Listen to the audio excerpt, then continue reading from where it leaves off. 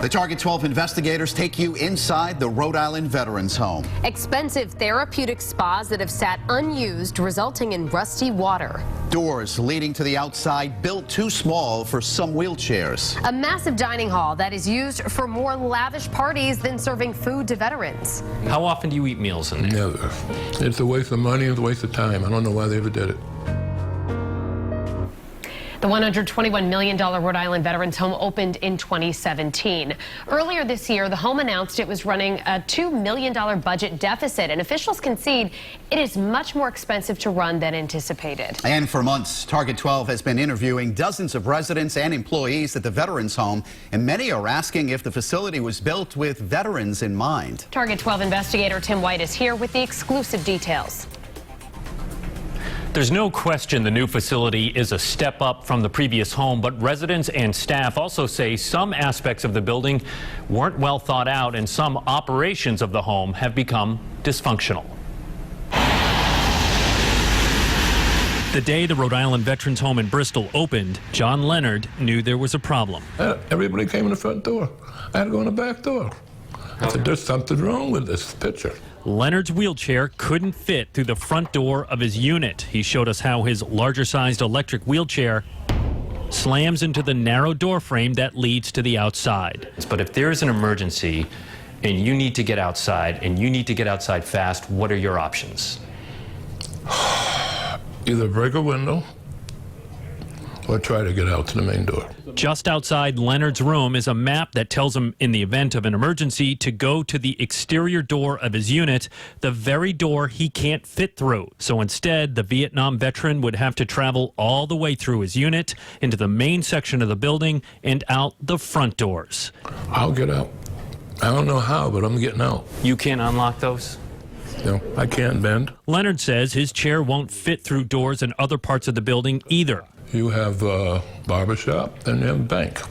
I can't fit in any of those rooms. The poor design of the doors has grabbed the attention of the Governor's Commission on Disabilities. Last July, the commission sent a letter of concern to the director of the Veterans Home, Rick Backus, who has since stepped down.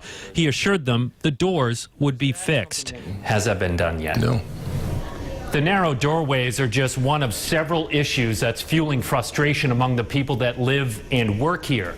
3 years after this shining example of a long-term care facility opened, there are questions if the millions of dollars used to build it was spent properly. These are photos of therapeutic spas installed in each unit, 6 throughout the entire complex. Their price tag, $10,000 a piece. But the photos show they're being used more for storage than to soothe aching muscles. I don't know anybody that's ever used it. Robert Buetta, a Vietnam veteran, says the equipment is collecting dust. Part of the reason is their location, sitting next to the unit's dining area where everyone eats. So the location of it is pretty questionable. It's ridiculous. This is video of one of the spas turned on. Notice the discolored water pooling into the bottom. Why do you think the water is rusty? It's been sitting there for 3 years. Unused. Unused. Then there's the main galley, a large dining hall right at the heart of the complex. Each of the 6 units has their own kitchen and eating area, but residents have complained they don't get to come together in the galley to eat. Wonderful place. Beautiful. How many meals have you eaten in there? 0.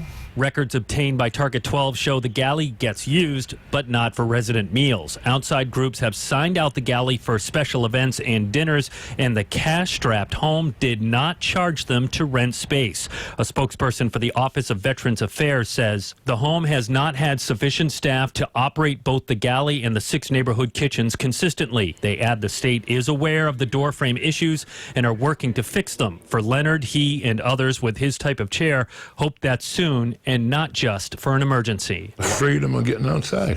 Quality of life. Yep. The spokesperson says they are in talks now with the original architect of the home to fix those narrow doorways, and they expect to put the project out to bid soon. With the Target 12 investigators, Tim White, Eyewitness News. Target 12 investigators take you inside the Veterans Home. As we first revealed at 5, the Rhode Island Veterans Home in Bristol was designed with several doors, too small for some wheelchairs, and expensive therapeutic spas sit unused.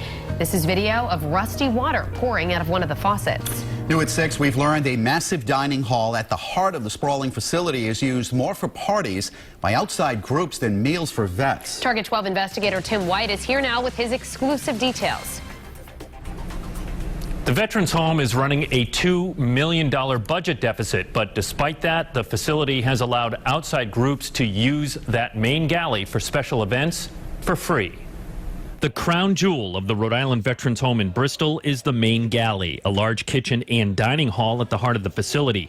Right now, veterans eat all their meals in their neighborhood units. There are 6 in all. The main dining hall was designed to be a place where they could all come together to share a meal. The main galley in this building. Wonderful place. Beautiful. How many meals have you eaten in there? 0. Vietnam veteran Robert Buetta has lived in the home since it opened in 2017. I would like to use it for what it was built for. And one of the reasons that everybody was so excited about this place were the benefits of it. And now they don't happen. Records obtained by Target 12 show the galley gets used, but not for resident meals. Outside groups have signed out the gleaming space for special events and dinners, and the cash-strapped home did not charge those groups to rent space. A spokesperson for the Office of Veteran Services says the home has not had sufficient staff to operate both the galley and the 6 neighborhood kitchens consistently.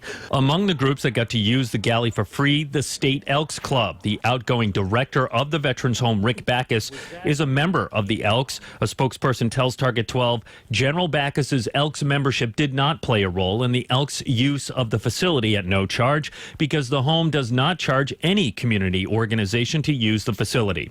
How often do you eat meals in there? Never. Resident John Leonard says they were so tired of watching parties there, they tried to crash one. How did that go?